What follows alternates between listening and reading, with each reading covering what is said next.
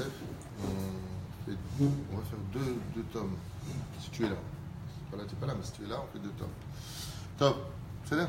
Erev Tov, Shana Seven Asliach, avec le Torah Ladira, on est dans le Ben Ishraï, Para Shana Rishona, une suite qu'on avait faite il y a 9 ans, c'était une des premières études, et je reviendrai avec vous sur ce sujet-là. On est à Tel Vav, Bet Midrash, chez Baruch Hashem, Poreach, Kedat Moshe Israël, Vayas Hashem Elokim Le'adam Lishto, Not Or, Pelin Chamisha Batroyat Kuka, comme on l'a cité tout à l'heure.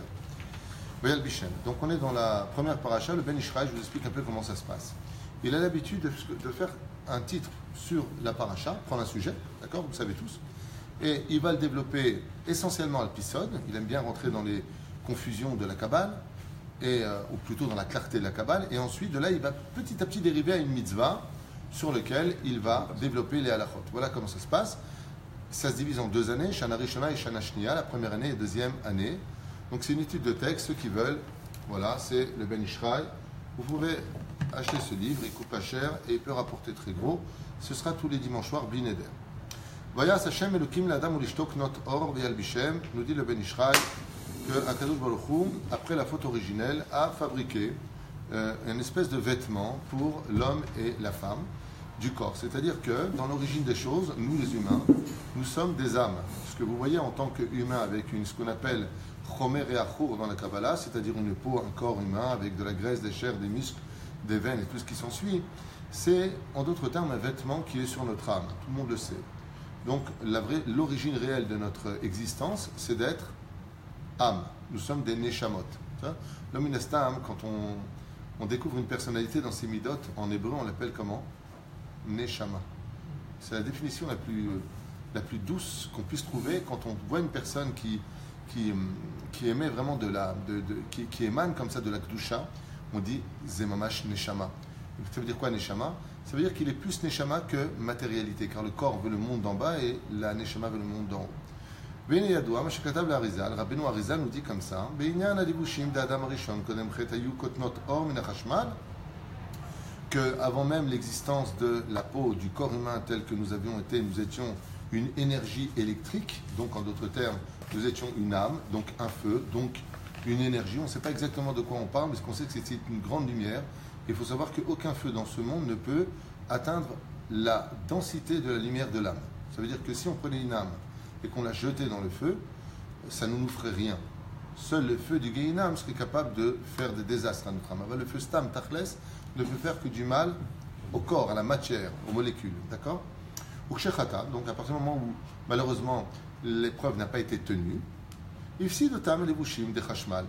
Adam Rishon a perdu, si vous voulez, la clarté, la lumière qui était en lui. Il y a quelque chose qui s'est éteint. Chez M, Sha'ah. Mazé Sha'ah, 378 Neorin Keminyan Chashmal.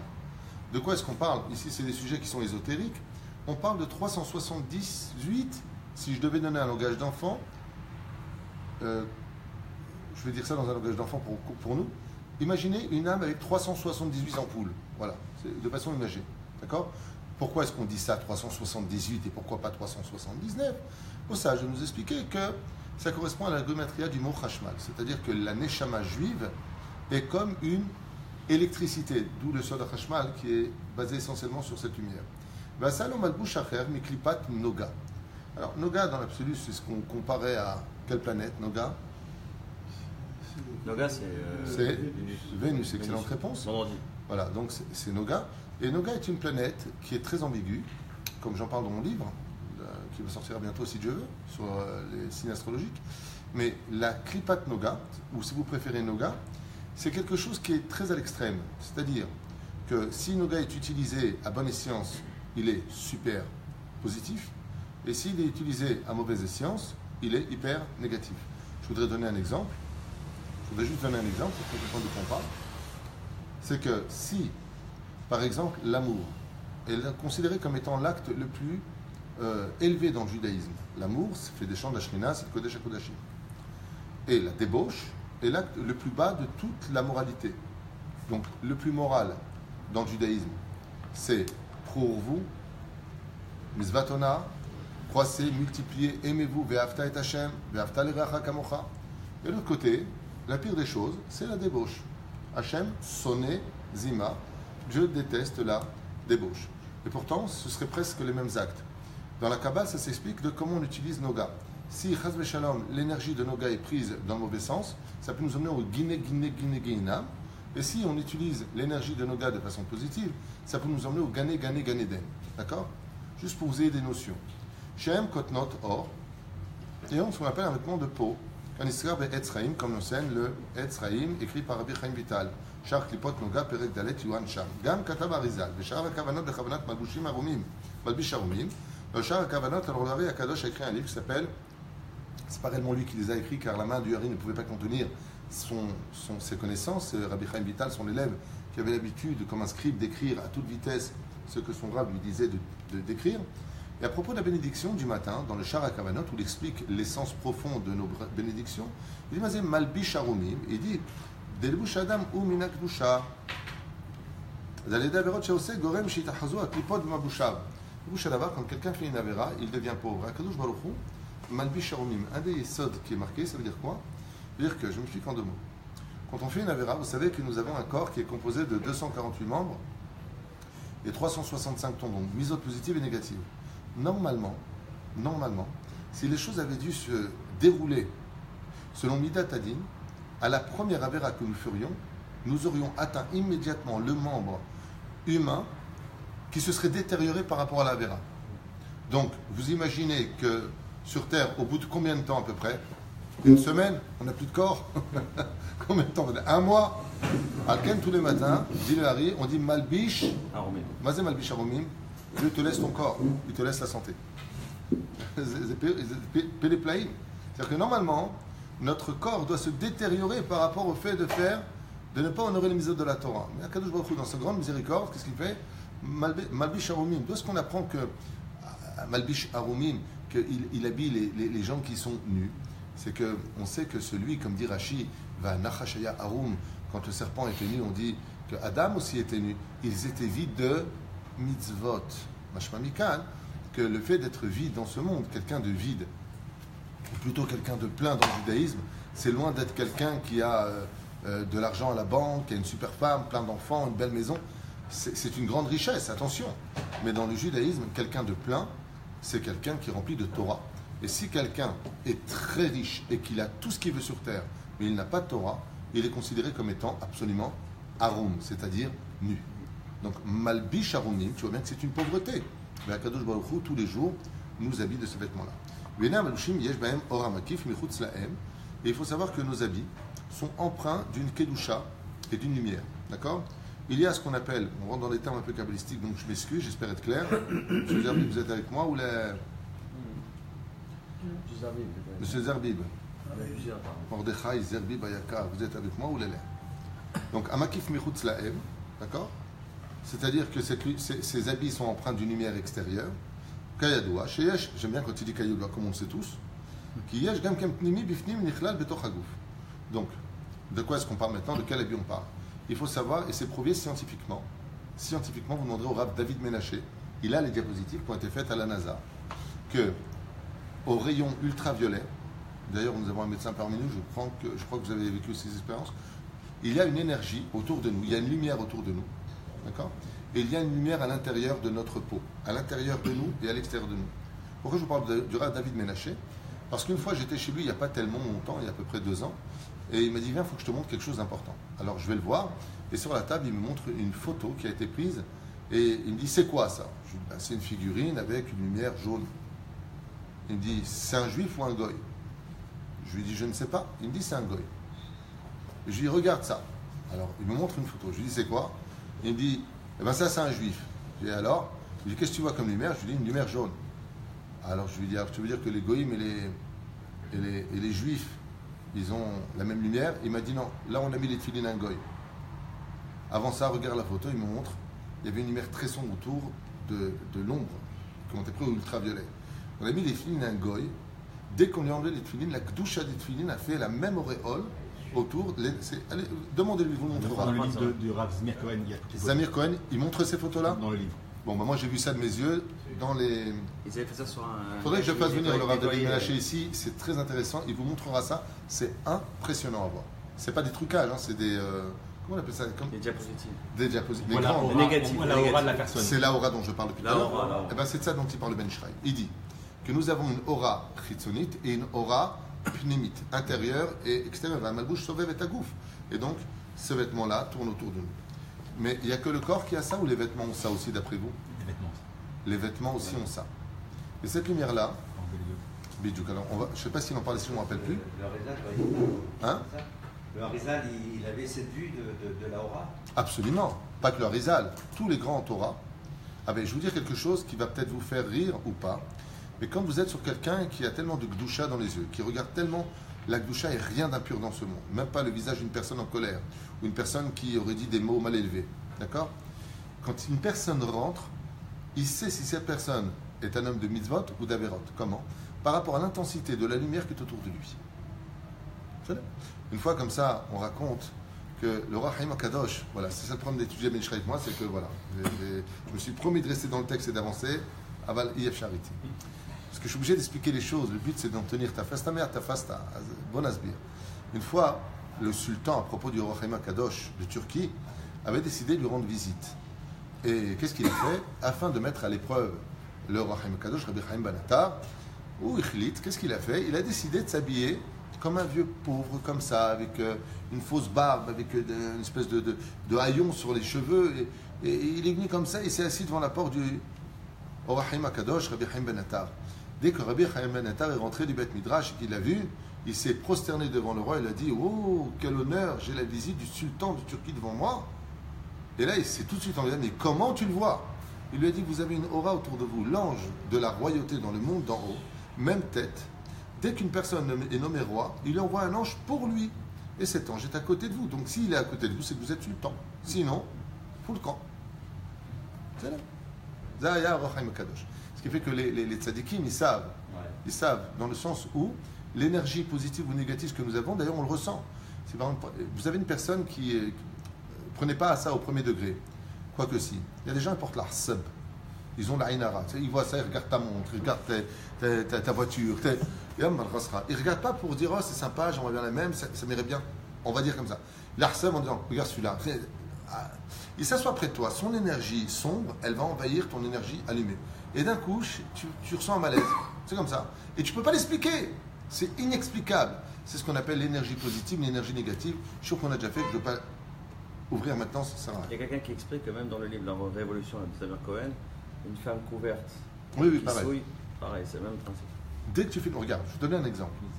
Si un jour vous avez l'opportunité de tomber sur une machine qui serait capable de montrer ça, prenez-vous avant, mettez juste une pièce de tzedaka dans une... Attention, le Rabbi Nachman, il met en garde. Il dit: la tzedaka, pour qu'elle agisse sur toi, il faut qu'elle aille à la bonne adresse.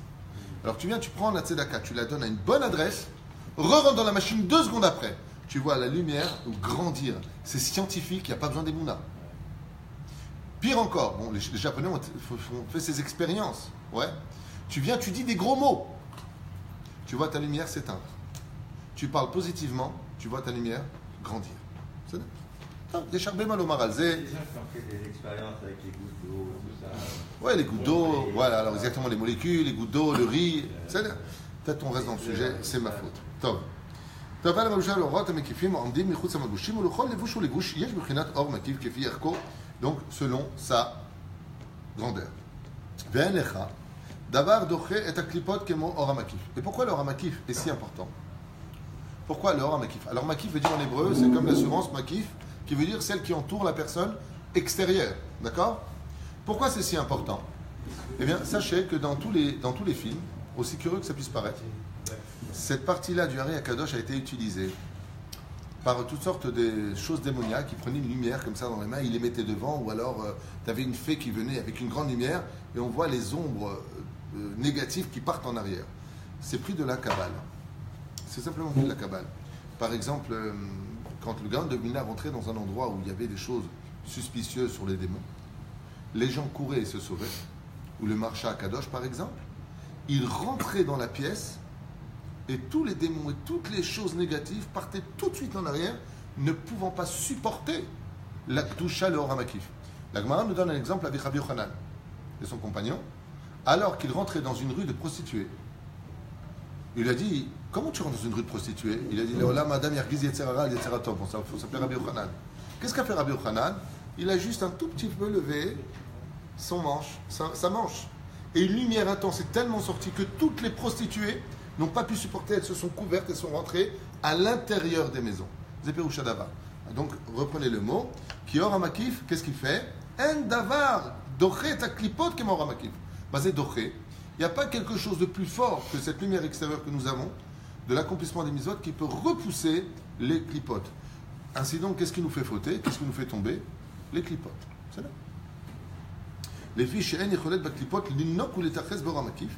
Car l'or Hamakif, c'est comme un bouclier, nous dit le Ben Ishraï, qui protège des clipotes, c'est-à-dire des mauvaises écorces, des mauvaises influences qui nous forcent à faire des avérotes. Comme on le dit dans la Gemara, En ha'adam chote elaim ken nichnas bo roach shtut. Souvent roach shtut. C'est une clipa. Oui, c'est un mot de folie dans sa traduction. Ah ben c'est une clipa. Ça veut dire que si d'un coup, demain, ou chazvesham, pas toi, mais une personne s'énerve, c'est que sur la route, il y a un roach shtut qui rentre en lui qui va le forcer à faire. Pourquoi? Parce que tel que nous avons été créés, Asher Bahar Ban Mikol Amim, le juif dans l'absolu, contrairement aux nations du monde, est bon. Qui Yetzer Leva Adam Ramine Urav, même si la Gemara nous dit dans Brachot que jusqu'à 13 ans un jour on est rempli de Serara, hein, dans l'absolu il faut savoir que le cœur du juif il est bon. Et même les nations du monde le savent. La nature du juif c'est d'être quelqu'un de bon. C'est ça? Velachen, si Chaz Shalom, comme l'a dit Rousseau d'ailleurs, c'est très intéressant ce que dit ce grand philosophe français, c'est qu'il dit, et ce qui est très intéressant, c'est est-ce qu'on est né mauvais depuis la conception ou est-ce qu'on devient mauvais depuis la conception? Aristote pose la même question, Socrate, beaucoup de grands philosophes comme ça se sont posés la question, est-ce que c'est les clipotes, c'est la vie qui va nous rendre mauvaises ou est-ce qu'on est né mauvais et c'est les biens qu'on va faire, qu'on va engendrer qui va, en fin de compte, nous rendre meilleurs? C'est intéressant de voir que les enfants, quand ils naissent, sont en général mauvais. Ils sont égoïstes, égocentriques, ils pensent qu'à eux, c'est mon mien. Ils ont ce côté un peu de je m'en fiche de ce que toi, si tu as de l'argent ou pas, papa, je veux ma glace. Ils sont un peu, je fais des scandales. Mais après, ils deviennent bons. Manière de voir ce sujet-là, mais ce n'est pas le sujet d'aujourd'hui. La reine ou on met le barhoutz, ben au pachad mais à clipote. Et c'est pour ça que plus une personne, Bezrat Hashem, gardera et fera tout pour garder son ramakif, mais pour le garder, qu'est-ce qu'il faut faire? Il faut le nourrir. Et comment on le nourrit? Avec des mitzvot. Très bien. Mais il et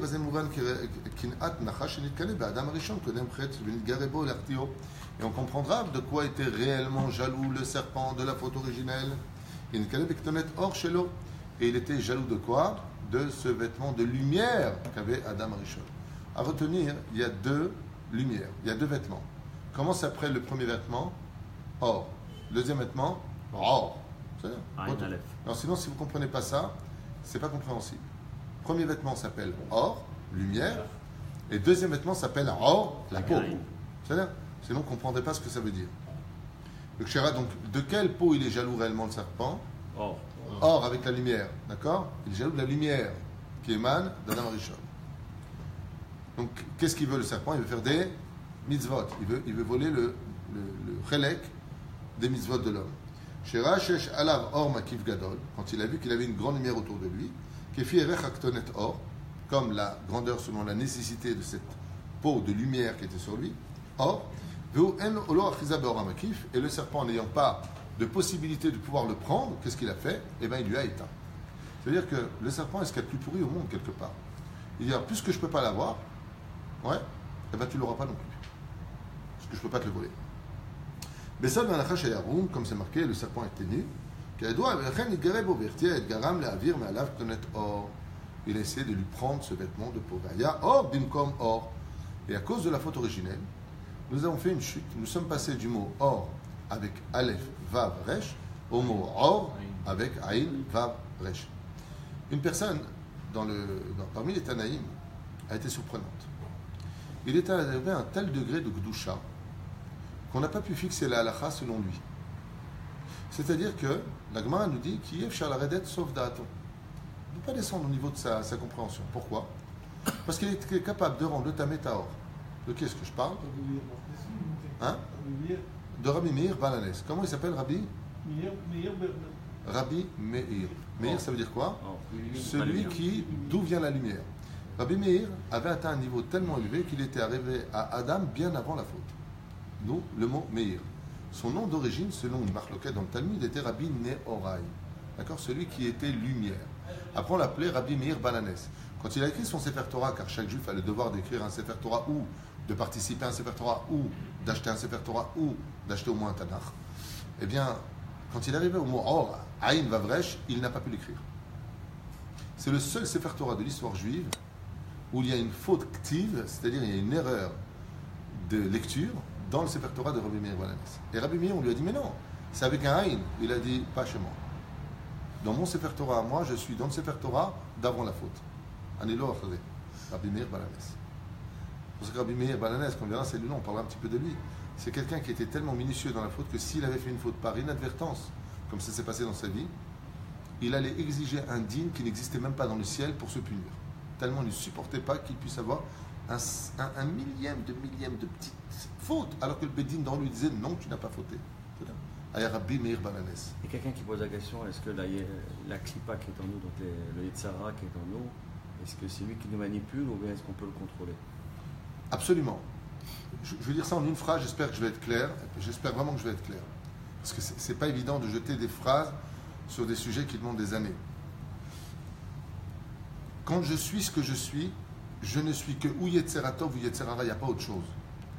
Comme j'expliquais dans un cours à Paris, Descartes a dit « je pense donc je suis ». Dans le judaïsme, c'est pas « je pense donc je suis », c'est « je pense donc qui suis-je ». Ça veut dire, qui a parlé à ce moment-là? Est-ce que c'est mon Yetzera Tov ou mon Yetzera Ra? Si mon Yetzera Ra parle et qu'il intervient dans des domaines quelconques, c'est que je lui ai ouvert la porte. Il ne faut pas ouvrir la porte. Pour cela, je ne sais pas qui pose la question, il y a un code du bonheur, à part mon livre, qui s'appelle le Shulchan Aruch. Le Shulchan Aruch, ce sont les directives qui demandent à l'homme d'être suivi, non pas pour faire de lui un bourricot, chas v'shalom, mais pour faire de lui un homme qui ne tombe pas dans les pièges du Yetzera Ra. C'est-à-dire, si tu marches al-pi alacha, chez Neymar, tu marches al-pi alacha, al-tikre, al-lichot, ela alachot, ne dis pas je marche dans la vie, mais dis je marche sur les lois de la Torah, eh bien automatiquement ton Yetzera Ra n'aura pas d'emprise sur toi. D'où l'importance de vivre al-pi alacha, parce que dès que je dévie de la halacha, je nourris automatiquement mon Yetzera Ra. C'est pour ça que dans la vie, surtout quand on est marié, il est très important pour un homme et une femme de vivre al-pi Shulchan Aruch. Et c'est quoi le Shulchan Aruch? C'est la table dressée. Quand est-ce qu'un homme rencontre sa femme? Essentiellement au repas. Le repas est fait pour étudier des halachot. L'homme inestam, on appelle ça le Shulchan Aruch. Et quand est-ce qu'on va étudier le Shulchan Aruch? Dans la maison. Quand tu dresses une table, fais 2 halachot, fais 3 halachot, Bezrat Hashem, comme je l'ai fait de longues années avec ma femme. Maintenant, c'est elle qui me les enseigne. כמו שכתוב, ויעש השם אלוקים לאדם אשתו כנות אור וילבישם, ואמרו בזוהר הקדוש, שדבק בו משקה דחיביה. Et qu'est-ce que malheureusement dans cette peau qui a été créée, qu'est-ce qui s'est passé? Eh bien, malheureusement, c'est collé à lui, quoi? La peau du serpent. Il y a une mahlouquette à savoir. Avec quoi il a fait cette peau? Alors, vous savez que le serpent a été, comme dit le Zohar Kadosh, maudit de 10 malédictions. Et une des 10 malédictions, c'est que tous les 7 ans, le serpent perd sa peau. Pourquoi tous les 7 ans? Pour ça, j'expliquais que cette année, contre les 7 jours de la création, qu'il a fait tomber dans l'obscurité. Même le Shabbat que nous vivons est Me'ain Olam Haba. C'est une petite lumière par rapport au réel Shabbat du monde futur. Velachen, Chivia en araméen veut dire serpent. Qu'est-ce qu'il a fait? Il a mis, malgré tout, sur le vêtement, sur la peau de l'homme, il a mis une partie de lui, il est rentré quand même dans l'univers de l'homme, ce qui fait qu'on a tous un peu de serpent en nous. C'est vrai? Velachen. Basé Perashi Remez Akatou Beteval Bishem Kiriba Vayal Bishem. Tu vois ce qu'on sait, dit le Ben Ishraï, que là-bas est rentrée une partie du serpent. En hébreu, le mot malheur se dit Vaï, Oy Vavoy, Mazé Vaï, Vaï, malheur, Vayal Bishem. Vil Bishem, tu dis Vayal Bishem. Le Ben Ishraï ne le dit pas, ne crois pas le mot que c'est et il les a habillés. Non, Vaï, il Bishem. Le mot vaille, s'il dit malheur, c'est une preuve qu'il y a quelque chose de malheureux qui est rentré dans le vêtement. Et qui est rentré dans ce vêtement? La peau. Alors les Chachamim me disent que le serpent, quand il a mué, il a été maudit sur place par Hachem. Sa peau est tombée. C'est avec cette peau-là qu'il a fait le vêtement de Adam Arishon. Il y en a qui disent que c'est d'une biche, il y en a qui disent que c'est des ongles, les ongles sont retirés, l'homme était recouvert d'ongles, toutes les extrémités sont parties. Il y a plusieurs déotes, toutes sont vraies, parce que ce sont des étapes qu'on a passées. Mais c'est là. Il y a la tfadal. Un des remèdes qui est donné, c'est que les ongles ressemblent à quoi? Des écailles. Comme le serpent qui a ses écailles. Donc, il y a une partie, il y a une partie, il y a une partie. Ça dépend de quoi on parle. Bon amchir. Vaï al-Bishem, Vehu, Mashka, Dechebia, Vaï, Hayash, Davak, Bam. Qu'est-ce qu'il a fait le serpent? 4 choses ont été maudites. Adam a été maudit, Ève a été maudit, la terre a été maudite et le serpent a été maudit. Donc comme ils ont tous participé à la faute, les 4 seront tout le temps ensemble. Homme, femme, terre et le côté du Nachash Kadmon. C'est pour ça d'ailleurs que pour répondre à la question qui a été posée, le mot Nachash en hébreu vient de la racine du verbe à l'infinitif Lenahesh. Ce que peut faire le serpent dans la vie d'un homme, c'est de chercher constamment et de deviner quels sont ses points faibles. Il ne faut pas lui montrer de points faibles. Adam, s'il veut réussir dans sa vie de juif, ne doit pas montrer des points faibles à son etc. C'est comme à ton ennemi. Par exemple, tu viens pour te battre à la boxe, tu as un problème à la côte gauche. La dernière des choses à lui dire, c'est, tu sais, j'ai un problème à la côte gauche. Ne lui montre pas. Pourquoi? Il va te frapper là-bas. Altar elo simanra. Pourquoi? Nahash milshon ne nahesh. C'est là. Chez Kol Zéaya Mechamat Ched, venir Ebisata Lishmayade, Fresh Ben Or le Or, ou Mispar, Samer Tet. Et là, Ben Ishraï rentre dans une considération très intéressante qui va nous faire comprendre comment le serpent, Béhémet, il rentre en nous et de quelle façon, par quel biais, quel sentiment, le serpent arrive à nous faire, Béhémet, des dégâts. J'aime pas ce côté, le mot serpent, parce que ça fait très théologie chrétienne, le serpent, le diable. Il n'y a pas de ça chez nous. Il faut rentrer dans une dimension où les mots ne sont que des mots d'enfant pour nous faire comprendre des choses beaucoup plus profondes, d'accord? Parce que le côté serpent, machin, c'était un peu bizarre. Ah bah juste pour qu'on comprenne. Le mot Aïn, c'est là. Aïné de Nahash à Kadmon. Je vais vous dire ça en 2 mots, c'est très simple. Comme le dit le Ben Ishraï, dans un autre livre qui s'appelle Ben Yonada, sur Meseret Shabbat 118 à Moudalef, il nous dit là-bas, Aïné de Nahash à Kadmon, comme le dit le Zohar aussi. Eh bien, le serpent, en réalité, ce qu'il a essayé de faire, c'est de mettre l'Aïnara. C'est là. Le premier Aïnara de l'histoire vient des yeux du serpent qui se sont posés sur Ève et sur Adam.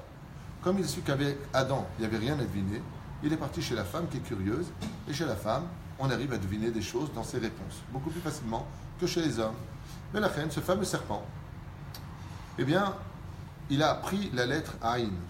Aïn, si vous observez bien, ça forme un visage. Quand on écrit la lettre Aïn en hébreu, ça fait quoi? 2 yeux avec Ça fait 2 yeux avec le nez. Le nez, c'est la colère. Les yeux, c'est l'Aïnara. La reine, on dit Aïn. C'est une lettre qui est complète dans sa lettre pour définir un mot. Je veux dire par là que, par exemple, Ima, c'est Aleph, même Aleph, Dougma. Mais le mot Aïn, comment on l'écrit en hébreu dans l'absolu? Aïn, Yud, Nun. Mais je n'ai pas besoin de faire ça. Si je mets Aïn, qu'est-ce que je lis? Aïn. C'est ça que je veux dire. C'est que la lettre est le mot lui-même. Le Nachash HaKadmon, il a mis son Aïn dans l'histoire du Aleph. Il a fait sauter le Aleph. Mais le Aleph existait. Ce qui fait qu'en chacun de nous, nous avons une lumière qui est empreinte de Aïn. D'accord? Alors maintenant, ce Aïn, si j'ai 70 Gematria Aïn, la lettre Aïn, 70, et que je tire la lettre Aleph, qui fait en Gematria 1, 70 moins 1, bouffé par le Aïn, devient 69. 69, c'est le chiffre du Yetzer Hara par excellence. C'est pour ça que la débauche, sans rentrer dans les détails, on choisit parmi tous les chiffres, les boîtes de nuit, ça s'appelle 69. Le chiffre 69, c'est le signe du Nahash, c'est à lui. C'est pour ça que ce chiffre-là, il y a beaucoup de choses à dire. Il y a un cours qui s'appelle Mensonge et vérité, où là-bas je parle du chiffre 9 et 6, où j'explique que dans la Kabbale, le chiffre 9 représente le Hémet. Et qu'est-ce que vient faire le serpent? Il vient retourner la situation où le chiffre 9 devient le chiffre 6. 6, la théologie chrétienne a très bien compris. 6, ils ont fait leur truc à eux, le diable, machin truc chouette. Alors que le chiffre 6, c'est le chiffre du mensonge. Alma des Shikra. Et pourquoi 6 ce serait le chiffre du mensonge? Parce que pendant 6 jours tu travailleras, c'est un labeur, c'est les 6 jours de la semaine. Par contre, le chiffre 9 dans le judaïsme, c'est le chiffre de la gématria du mot Emet, en petite gématria où tout est Emet, c'est un sujet pour lui-même. Et donc, qu'est-ce qu'a fait le serpent? Il a pris le chiffre 69. Ça veut dire que la force du serpent, c'est toujours de mettre un soupçon de vérité dans un monde de mensonge absolu, où tout est illusion. En réalité, le 9 devient 6. Mais il te laisse devant toi, ça fait 69. Et le mot 69, en hébreu, correspondra à une autre gématria qui va nous livrer tout de suite. Keminyan, Yagon. Lisez Yagon. Yagon, en hébreu, ça s'écrit Yud, d'accord? Gimel, Vav, Nun. Yud, Gimel, Vav, Nun. Ça fait en gématria, donc, gématria veut dire compte numérique, 69. Le mot Yagon, comme vient de le dire Rabbi Yosef Ayakar, ça veut dire tristesse, mais pas n'importe laquelle. Le mot Yagon, c'est la tristesse la plus noire qu'on puisse trouver chez quelqu'un. Et qu'est-ce que va engendrer le Yagon? Quand quelqu'un n'en peut plus de sa vie, qu'est-ce qu'il fait? Anaha. Mazé Anaha, en hébreu, le mot Noach veut dire paisible, bien, reposant. Anaha, c'est rasra. C'est ce qu'il y a de plus. On dit souvent qu'une personne arrête de faire ça. Anaha. Yagon va Anaha. Ce que vous dites dans la Hamida 3 fois par jour, et vous avez entre parenthèses les kavanotes du Harizal, Satan, Lilith. C'est-à-dire que vous avez les deux compères qui sont la mariée femme, les forces du mal masculines, les forces du mal féminines. Qu'est-ce qu'a fait le serpent? Il a dit c'est très simple. Maintenant vous allez comprendre pourquoi il faut étudier la Chassidoute, Rabbi Nachman, le Rabbi de Lubavitch, tous ces grands Torah. Oh, même les gars de Vilna entre nous, hein, toutes les tendances parlent de l'importance de le Ben Ishraï ne fait que ça. Quand est-ce que le serpent commence à danser dans le corps de ses victimes? Dès qu'ils sont tristes. Yagon, t'es triste? Va Anaha. Qu'est-ce que provoque, dit le Ben Ishraï, le fait d'être triste? Tu viens d'ouvrir la porte à Anaha, Elialité, la reine des démons. Et elle, quel but elle a dans la tête? Une seule chose. Dans quoi? Dans le 69. Elle te renvoie dans la force du mal. Elle veut que tu tombes dans la débauche. Il y a quelqu'un qui pose la question, alors est-ce que c'est pas bien d'être en 1969? Toutes les années sont bonnes, je dirais 1969. Alors ma réponse, c'est marrant parce que c'est après la Révolution, hein, donc c'est marrant que tu dis ça parce que 69 c'est le démarrage après la Révolution justement de l'égalisation des femmes, de la liberté. 69 c'est les pattes d'éléphant, c'est les joints, c'est l'époque de, je m'excuse de dire à voix haute, hein, l'ouverture de la débauche. C'est l'ouverture de la débauche et de la descente aux enfers. C'est-à-dire que si vous regardez un petit peu la vie, n'allez pas tellement loin, mais c'est pas une blague ce que je vous dis. Regardez même après-guerre, 1950, 54, 60, la mode était restée très pudique. À partir de 1969, on mélange les couleurs, on fait n'importe quoi. D'ailleurs, Al-Pikaba, je ne vais pas rentrer là-dedans, c'est pas du tout le sujet d'aujourd'hui, mais il y a deux animaux dans le judaïsme qui représentent les forces du mal au niveau. C'est-à-dire qu'on dit une bracha qu'on voit qui fait des animaux étranges, c'est le singe et le cheval. Non, et l'éléphant. L'éléphant. Pourquoi? On dit que là-bas, sur ces deux animaux-là, les démons ont l'habitude de régner sur les éléphants et sur les singes. Je ne vais pas rentrer dans ce sujet, c'est pas important. Tu regarderas dans Shulchan Aruch, quand tu vois les éléphants ou les singes, il y a une bracha spéciale pour ça. D'accord? Et qu'est-ce qu'on a fait en 1969? Sont sortis les pantalons pattes d'éléphant. Zélo Minasta.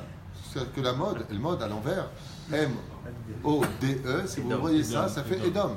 Edom, donc les forces du mal, sont revenues un petit peu à la charge. Edom, c'est le Satan, et donc c'est l'Occident et l'Orient. Je m'excuse pour ceux qui nous regardent, mais on est en train d'étudier des choses profondes. Dans l'absolu, je vous fais un petit secret d'étude, comme ça vous le saurez. Mais Edom représente le Satan, et l'Occident représente l'égalité. C'est là. C'est les deux pôles sur lesquels nous on se trouve en plein milieu, on est en plein milieu de cette époque. Heureux celui qui vivra à notre époque, qui aura un téléphone cachère, qui ne regardera pas de mauvaises choses, qui parlera bien avec sa femme. Heureux cet homme-là qui supportera ces épreuves tellement difficiles, ou d'être vulgaire et tellement gratuit et facile, d'être menteur. Et on dirait presque, je vais dire quelque chose de Chilul Hashem devant Hashem, je m'en excuse, on dirait presque Chas Shalom pour ce que je veux dire. On dirait qu'on est dans une époque où même Dieu il n'en a rien à faire de ce que tu fais. C'est-à-dire que tu vois tellement pas de punition. Le mec il fait n'importe quoi, il vole, il frappe, il trompe sa femme, il fait Zera Levatan, et on voit, lui il souffre, t'as vu? Ouais, il a fauté, lui il est tzaddik, il souffre aussi. On dirait qu'il y a une absence divine. Pourquoi? Parce que quand il y a un très grand combat de boxe, le juge il se met de côté pour voir le match aussi. C'est Akadosh Baruch. C'est-à-dire que quand il y a un très grand combat de boxe, tu prends, je dis n'importe quoi, Marvin Adler contre Richugar Léonard, tu vois, l'arbitre, il est comme spectateur. C'est extraordinaire, c'est un grand combat. La fin des temps, c'est quand le Nachash revient, le Etzadat, avec les enfants d'Israël qui sont entourés de toutes ces armes-là. Et Akadosh Baruch Hu, c'est pas qu'il est Chazé Shalom absent, il est en plein sur le ring avec nous. Et il veut voir si on sera capable, dans notre indépendance, de nous battre encore un tout petit peu pour lui. Donc heureux celui qui tiendra cette preuve, comme l'enseigne le Gaon de Vilna, Ashrei Mishéa Mod Ba'et Ha'i, heureux celui qui se tiendra debout pendant cette période, ce ne sera pas mis KO. Et s'il est KO, il se relève. Allez. Donc, Keminyan Yagon. Yadoua ki Yagon Utsad Sitra Hara. Et on sait que Yagon, c'est les forces du mal. Donc, comment le Nachash chez nous, il peut commencer à se nourrir? Pour la question qui a été posée. La tristesse. Quel est donc le plus grand péché de toutes les avérotes du monde? C'est pas la peine de me dire du Lachonara. C'est pas la peine de dire Zera Levatala. C'est pas la peine de dire celui qui m'a pas les tefilin. Vous savez pourquoi? Parce qu'ils démarrent tous du même point, c'est la tristesse. Qu'est-ce que c'est quelqu'un qui faisait Ralevatala? C'est quelqu'un qui était triste. Qu'est-ce que c'est quelqu'un qui regarde les meufs? C'est quelqu'un qui est triste.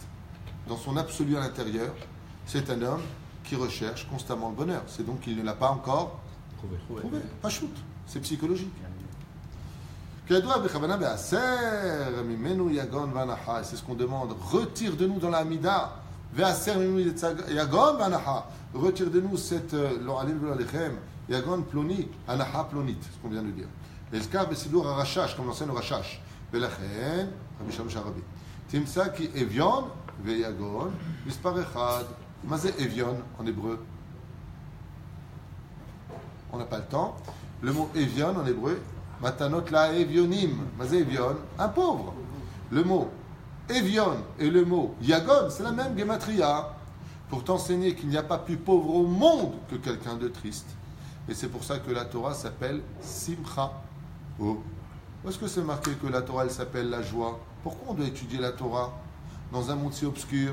Parce que le Ben Ishraï nous dit Chamisha Chumshe Torah, Chamisha Otiot Simcha.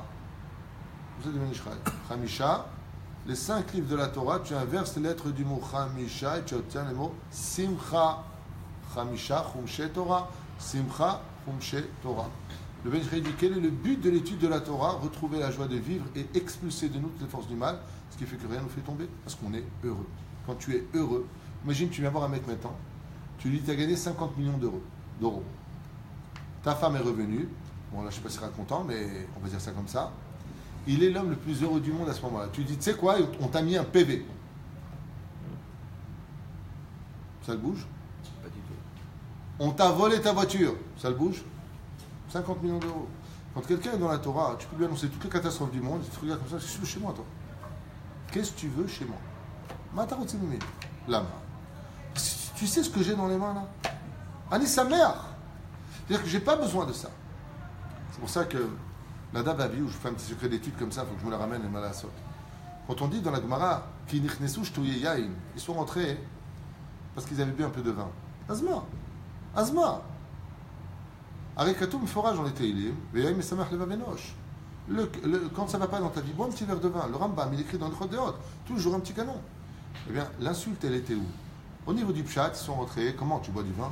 Ben, ma réponse, tu sais quoi? Quand tu rentres devant Hachem, il n'y a pas marqué Ashlachat Amochin, il ne faut pas rentrer avec ton date. Donc on pourrait même considérer que c'est une mitzvah de rentrer presque. Non! Quelque chose de plus profond que ça. C'est que si vous aviez besoin de boire du vin pour être heureux, pour me retrouver, c'est que c'est un péché. Pourquoi? Parce que moi, il n'y a pas besoin de vin pour me retrouver. Moi, je suis la joie. Ah, vous avez bu du vin pour être sa mère, l'homme sa mère. C'est qui bien bon papa, je viens avec toi, mais je prends mon jouet, je prends ma console de jeu. Et le père lui dit attends, pourquoi je te suffis pas moi? Je m'ennuie un peu avec toi. Alors, je préfère avoir ma console de jeu. C'est-à-dire que on n'a pas une vraie complicité. Un des yesodot de Nadav et Avihu, de ces deux grands personnages dont ma bouche n'est pas assez propre pour parler d'eux, c'est que ils ont pris quelque chose qui pouvait donner de la joie, mais avec Hachem, il n'y a que Dieu. C'est pour ça qu'un homme de Torah qui est malheureux parce qu'il n'a pas encore je ne parle pas du minimum pour vivre, qu'on comprenne bien, mais qui n'a pas le dernier cru, le machin, c'est un homme qui est encore loin de la Torah. C'est encore quelqu'un qui est loin de la Torah. Parce que si tu as besoin d'un monde matériel qui correspondra à toutes tes passions pour être heureux, ben c'est que tu n'appartiens pas à Dieu. Parce que si tu connaissais Dieu, tu n'en aurais rien à faire. En d'autres termes, je vais m'expliquer clairement. Très souvent, on dit, si tu veux connaître Dieu, éloigne-toi du monde matériel. C'est pas comme ça qu'il faut le dire. C'est le jour où tu auras enfin rencontré Dieu, tu verras que tu ne voudras plus du monde matériel. Ça change tout. Parce que le but, c'est de sanctifier la matérialité. Chez Nehemar, Avram Kaved Meod. Le Ben Ishraï dit, mais c'est Kaved Meod. Bakar, Batson, Bahamouri, il dit pour lui, Avram Avinu, il avait rencontré Dieu. Quand il est ressorti très riche d'Égypte, des Kaved Meod, mais c'est Kaved Meod, il n'en avait rien à faire de l'oseille. Il a dit à Hachem, prends-le, moi j'ai pas besoin de tout ça. Tiens, Yitzhak, je te donne tout. Tiens, Ishmael, prends l'oseille. J'ai pas besoin. Parce que ma vraie richesse, je suis avec Hachem. Il n'y a pas plus riche qu'un homme qu'avec Hachem. ולכן, כהנעשה אביון מן המצוות דבק בו יגון. Il fait le... On sait ce qu'on a dit tout à l'heure, on a commencé par dire quoi? Qu'est-ce que c'est un homme qui est pauvre? C'est un homme qui n'a pas de mitzvot. Donc quand tu es triste, c'est que tu ne fais pas de mitzvot. Mais il y a un problème avec ça. Lama. Parce que toute l'histoire de notre Torah, tu vois des gens qui sont dans la Torah des mitzvot, tu vois des tzadikim qui étudient la Torah du matin au soir, qui donnent de la tzedaka, qui sont anvatanim, qui font, et ils ne sont pas spécialement heureux. Réponse de la Torah. Le problème, c'est que tu peux être quelqu'un de très pieux et de très pauvre. Aussi pauvre qu'un mec qui ne fait pas de mitzvot. J'irais même plus que ça, pire que lui. Comment? C'est si tu fais les mitzvot, pas dans la joie. Je m'explique. La lumière attire la lumière, l'argent attire l'argent, l'aisément s'attire. C'est là. Beotamida, à partir du moment où tu ne fais pas de mitzvot, il dit ici le Ben Ishraï, Yagon Nichnas. C'est là. Et qu'est-ce que tu fais pour ceux qui font pas, qui font de la Torah des mitzvot et qui font du Yagon, qui font de la tristesse?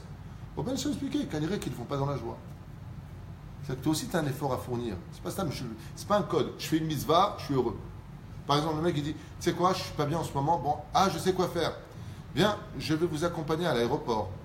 Bon, je vais pas bien, tiens, 10 shekels de tzedaka. Alors Hachem, pourquoi je suis pas heureux? Hachem lui dit, c'est parce que tu fais pas les choses dans la joie que je peux pas donner de la joie. Chez Nehemar, noten chokhma la chacham. À qui Hachem il donne de la chokhma? À celui qui est chacham. Pourquoi? Je donne un exemple. Tu as quelqu'un de très riche, il vient te voir et dit, tu peux me prêter 200 000 shekels? Tu les as, tu lui prêtes ou pas? Pourquoi tu lui prêtes? Parce qu'il va te les rendre. Pourquoi il va te les rendre? Parce que tu as des garanties. Tu as un clochard dehors et tu peux me prêter 200 000 shekels? Même 20 shekels, tu ne lui prêtes pas, tu lui donnes. Pourquoi? Tu n'as pas de garantie, c'est ce qu'il dit Hachem. Noten chokhma la chacham. Je ne veux pas prêter la chokhma à quelqu'un qui va prendre la chokhma et qu'est-ce qu'il va faire avec? Je veux qu'il me le rende cette chokhma, qu'il me serve avec, il dit Hachem. Il dit, Botamida, la joie, je la donne à qui? À celui qui va me servir à moi. Donc, comment je vais savoir que toi, tu as la richesse de me servir, il dit Hachem? Quand tu pratiques les mitzvot, tu mets de la joie dans ce que tu fais. C'est une garantie que tu es un homme riche, donc je peux te prêter de la joie. Sinon, la joie peut être au service de la Sitra Achara. C'était le cas de qui? Doeg Adomi. Doeg Adomi, lui qui était chef du Sanhedrin à l'époque du roi David, était un homme qui pratiquait la Torah et les mitzvot au même niveau que le roi David. Quelle différence y avait-il entre les deux? Pour qu'il soit mort dans la tristesse et un louch avec l'Olamaba. Pourquoi? Parce que tout ce qu'il faisait, il ne le faisait pas dans la joie. Donc il a été automatiquement, ses yeux, sur le roi David. Aya Mekane Po. C'est là. Comme le serpent. Si le serpent qui était le chef de tous les animaux à cette époque de la création du monde, il possédait 12 ailes. Ce sont des notions, encore une fois, ésotériques. S'il avait été content de son sort, c'était le seul animal, selon la Kabbale, qui pouvait rentrer dans le Gan Eden. Il serait monté presque au niveau de Adam Arishon. Il aurait profité d'un monde extraordinaire au Lamaba. Mais qu'est-ce qu'il a fait? Étant donné qu'il était triste, ne regarde pas son sort, il s'est mis à regarder le bonheur des autres, même son propre bonheur, il a perdu. Donc il vit dans quoi? Achon. Et donc il vit dans la poussière. Alors, je ne comprends pas une chose. S'il vit dans la poussière, parce qu'il est triste, quelqu'un qui est triste, on lui remonte le moral. Non, Dieu il t'emmène là où toi tu veux aller, Habibi. Tu veux être triste, alors tu perds tes jambes et tu te retrouves à même le sol. Je t'ai donné à manger, tu dis ouais, tu vois pas ce que tu me donnes, alors maintenant toute ta nourriture, ce sera la poussière, le goût de la poussière de la terre. Les Shnei Otiot Av, regardez comme ça. Aleph, Bet, Yu, Gimel. Vaz Otiot Evion, Otiot Yagon. Alors, il dit comme ça. Comment on voit que le mot Evion, pauvre, de pauvre, il est passé à Yagon?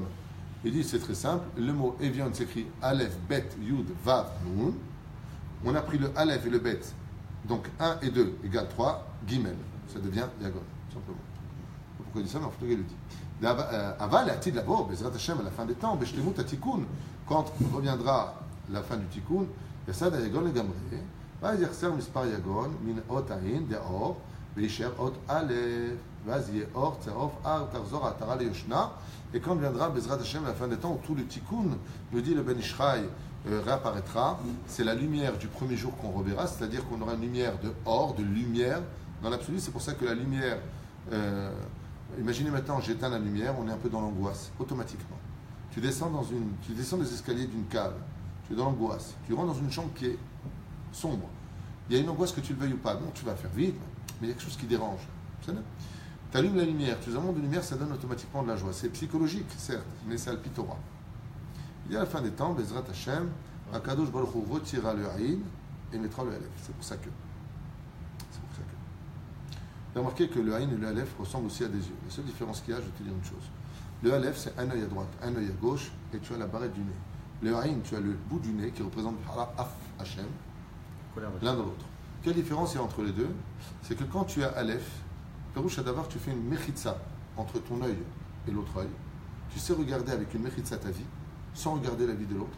Tu as de la lumière dans ta vie. Je vais m'expliquer clairement. Seul celui qui regarde sa vie, merci Hachem pour ce que tu m'as donné, il ne fait pas de comparaison avec les autres. Machaton etani ki dugmata alef, il a la lumière. Qui sait qu'il y a de l'obscurité? Celui dont les yeux sont chez le voisin. Alors justement, une question qu'on pose, c'est comment est-ce qu'on fait pour renforcer cette lumière, cette émouna, cette avodat Hashem, en privilégiant plus l'étude de la Torah, les mitzvot ou la hitbodedut? Rabbi Nachman dit qu'il n'y a pas plus grand que la hitbodedut. Pourquoi la hitbodedut? Parce que, avec la Torah, je vais m'expliquer en 2 mots, c'est très simple. La Torah est universelle, mais elle est le langage d'Hachem. C'est pour ça qu'il n'y a pas un verset dans les 5 livres de la Torah, il n'y a pas Vayomer Hachem, Vaidaber Hachem, il n'y a pas. Ça veut dire quoi? Ça veut dire que si je prends le Sefer Torah, nos préférés ici, celui de Rabbi Nachman, le petit comme ça, qui est si grand dans notre cœur, et qui a été une soirée exceptionnelle, j'ai revu la vidéo, c'était vraiment féerique. C'est quoi un Sefer Torah? Imagine maintenant, ton fils vient te voir, Bezrat Hachem, il te dit, ah bah, Mazé Sefer Torah. Tu vas lui dire, c'est 613 mitzvot de la Torah. Ah bah, je t'ai pas demandé c'est quoi les 613 mitzvot qu'a écrit le Rambam, 613 mitzvot de la Torah. Ma Sefer Torah. Monsieur Parianti, qu'est-ce que vous lui diriez? Eh bien, le Sefer de la Torah, un Sefer Torah, c'est tout simplement le vocabulaire que Dieu nous donne. Il nous parle. Voilà. J'ai des choses à te dire. J'ai un langage à te faire savoir. La hitbodedut, c'est quand, quelque part, tu viens chercher une Torah qui vient du cœur en attendant celle d'Hachem. C'est-à-dire que il y a la prière comme la Hamida, Hachem, Sefata Tiftach, Ufiagite, la Techa, Beroulé. Et puis, dans Shema Kolenu, d'un coup, tu peux intercaler une prière personnelle. Et là, tu demandes à Refoua de ta maman, de ta fille, de ton fils, une bonne parnassa. Puis d'un coup, tu t'en vas. Allez, tu te lâches. Psst, Makara. Pendant le moment où tu te lâches, eh bien, tu vas parler avec ton cœur. Et le 145e Télim nous dit Karov Adonai lechol kore'av lechol shraikro hu be'emet. C'est-à-dire que si tu m'appelles be'emet avec ton cœur, alors be'emet, je viendrai et je m'approcherai. La Torah, c'est la proximité. La hitbodedut, c'est la proximité. La seule différence qu'il y a entre le monde de la Torah et la hitbodedut, c'est que la hitbodedut parle très souvent à l'échelle individuelle, mes problèmes. Et on a tous besoin d'être suivis. Alors les goïms vont aller chez le psychiatre. Nous, on a Hachem. On parle avec Hachem. Rabbi Nachman dit qu'au-delà de l'étude de la Torah, même si la Mishnah nous dit ouvertement Talmud Torah keneged kulam, Rabbi Nachman dit, mais vous n'avez rien compris. L'étude de la Torah, bien sûr qu'elle est élevée, mais la hitbodedut, c'est de l'étude de la Torah.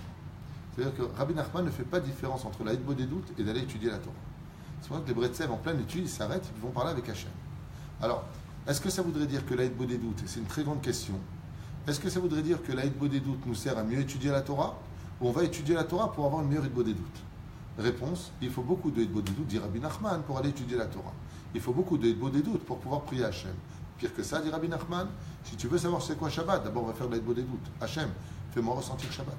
Mashma, que si la hitbodedut est la préface de tous nos livres de vie, de toutes nos mitzvot, automatiquement, elle est l'élan même, à l'image d'une flèche qu'on va lancer dans des horizons lointains, eh bien elle dépendra de l'élan en arrière que tu vas lui donner.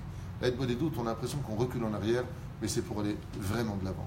La hitbodedut fait partie de l'étude de la Torah, et celui qui veut apprendre, par exemple, Dougma, quelqu'un est triste. Comment il s'appelle? Rasra. C'est son nom, il s'appelle Rasra Kif Metemesh, c'est son nom de famille, il n'y a pas comme lui, Rasra. Comment il fait pour se débarrasser? D'abord, il peut aller chez un médecin, il va prendre des camans, il doit aider. Mais il y a une chose très simple, demande à Hachem. Tu as des problèmes de parnassa, demande à Hachem. Tu as des problèmes de chanter, demande à Hachem. Alors, par rapport au cours de ce matin, il y a le Nisayon et il y a le Hunesh, je ne veux pas rentrer dans ces détails-là. Mais il faut savoir qu'au-delà de tout ce que j'ai dit, il y a toujours Dieu derrière. Comme une personne m'a appelé ce matin, elle m'a dit, le cours de ce matin m'a retourné. Donc moi je pense que ça vient des hommes, donc il n'y a plus rien à faire. Pas du tout. Pas du tout. Ben, vous avez dit ce matin, quand la mer s'est ouverte, Dieu leur a dit, Ma titzak elai, qu'est-ce que tu pries? C'est pas le moment. Avance. Je dis Nachon. Et qu'est-ce qui a marqué après? Ah oui, Zia chez Moshe. J'ai jamais dit que parce qu'il y a l'homme, tu pries pas. Tu vois bien que quand ils ont fait l'effort de comprendre qu'ils avaient des choses à prouver à Dieu, qu'ils avaient de la mouna pour passer, Vaya minu bachem ouvre Moshe avdo. Alors Zia chez Moshe. On va commencer à chanter pour Moshe. Et le chen a des doutes, mais qu'elle a tout à fait sa place dans le judaïsme.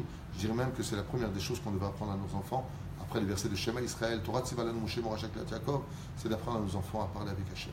C'est dommage, je vous dis franchement, C'est dommage. Le roi David, j'ai vu qu'il faisait sa doutes dans son lit. Avant de dormir ses petits 18 minutes, il avait l'habitude toutes les nuits de faire cette doutes. C'est ce que moi je fais en général. Je fais essentiellement dans mon lit. Je fais un récapitulatif de ma journée. Elle met d'Aberim Hashem. Et à chaque fois, c'est le même scénario. Dmaot Nozlot. Tu as toujours les. Parce que là, il n'y a plus de triche.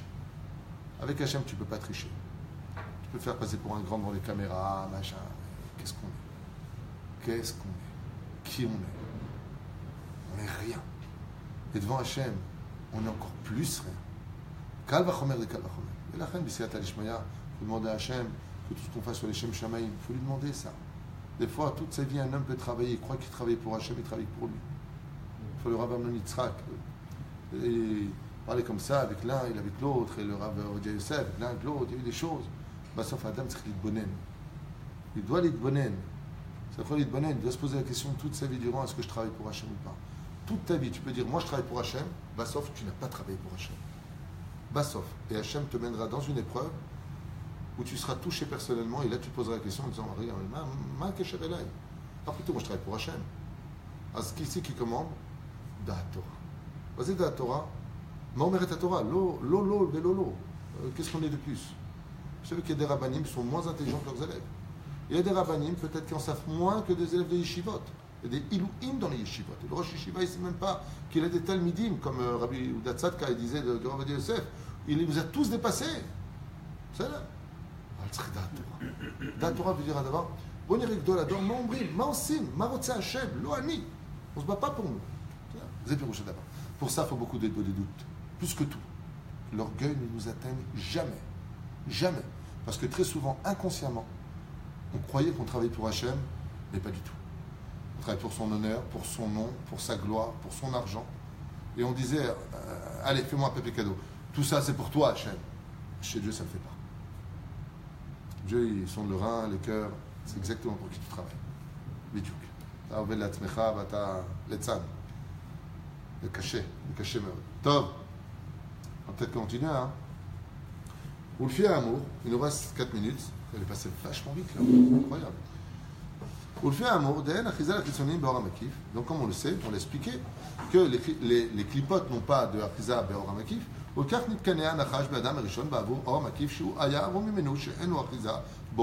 Donc, de quoi il a été jaloux? Regardez comme c'est bête. Il a été jaloux d'une chose qu'il ne pouvait pas avoir. Je trouve ça vraiment ridicule. Que tu sois jaloux d'une chose que tu puisses avoir. Mais que tu sois jaloux d'une chose que tu ne puisses pas avoir, c'est bête. J'adore quand il dit ça, avec l'aide de Dieu, avec l'aide du ciel.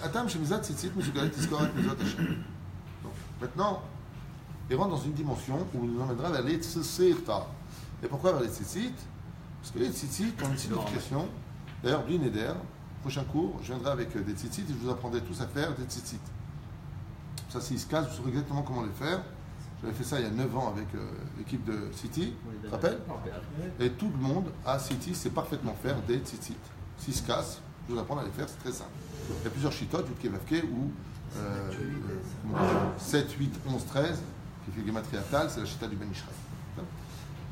Donc, qu'est-ce qu'on va faire? On va prendre ce tzitzit. Et pourquoi Dafka le tzitzit? Quel rapport, d'après vous, avec le tzitzit Yehuda?